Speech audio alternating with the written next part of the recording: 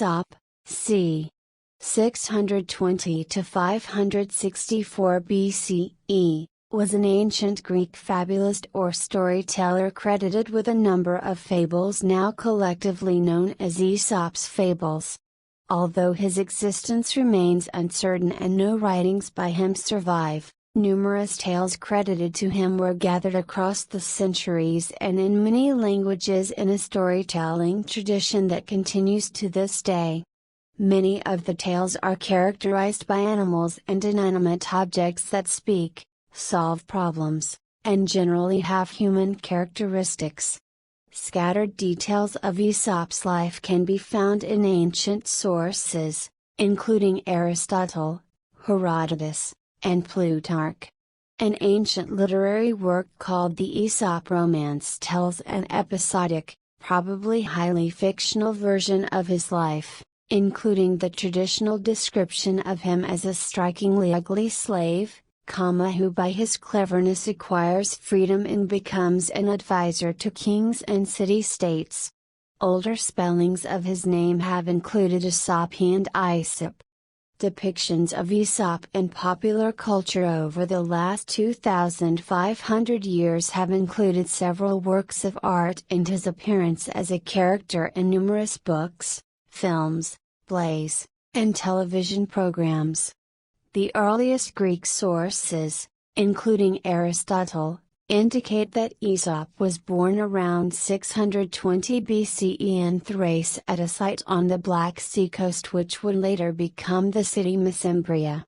A number of later writers from the Roman imperial period, including Phaedrus, who adapted the Fables into Latin, say that he was born in Phrygia.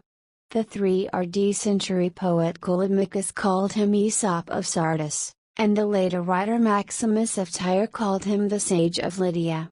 From Aristotle and Herodotus we learn that Aesop was a slave in Samos and that his masters were first a man named Xanthus and then a man named Diamon, then he must eventually have been freed, because he argued as an advocate for a wealthy Samian, and that he met his end in the city of Delphi.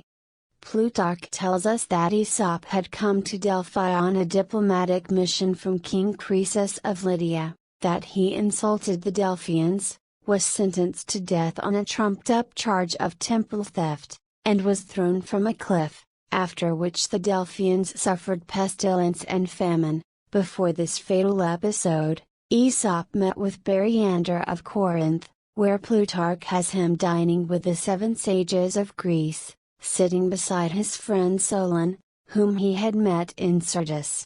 Leslie Kirk suggests that Aesop himself was a popular contender for inclusion in the list of 7 sages.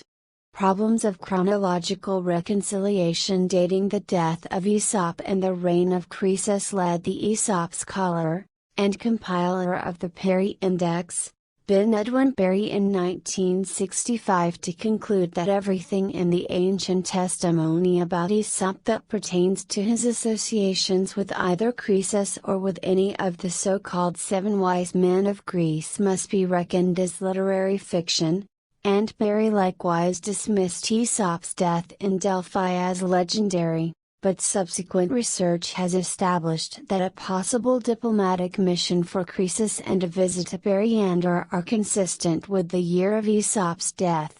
Still problematic is the story by Phaedrus which has Aesop in Athens, telling the fable of the frogs who asked for a king, during the reign of Pisistratos, which occurred decades after the presumed date of Aesop's death.